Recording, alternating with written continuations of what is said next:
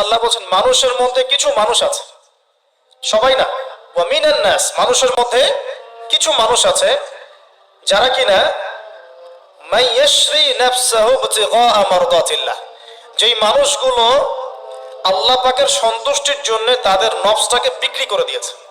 সুবহানাল্লাহ, চারটাখানি কথা না কিন্তু। মানুষের মধ্যে আল্লাহ কিন্তু সূরা বাকারায় বলেছেন শুরুর দিকে, মানুষের মধ্যে কিছু মানুষ আছে যারা মুমিন, কিছু মানুষ আছে যারা কাফের, কিছু মানুষ আছে যারা মুনাফিক, শুরুর দিকে পাবেন। এখানে আল্লাহ পাক বলছেন মানুষের মধ্যে কিছু মানুষ আছে যারা তাদের নফসটাকে আল্লাহর সন্তুষ্টির জন্য বিক্রি করে দিয়েছে। সুবহানাল্লাহ, মানে তাদের জীবনের মূল থিমটাই হচ্ছে আল্লাহ পাকের সন্তুষ্টি অর্জন করা। কোনো কিছুকেই তারা আল্লাহর সন্তুষ্টির উপর প্রাধান্য দিবে না।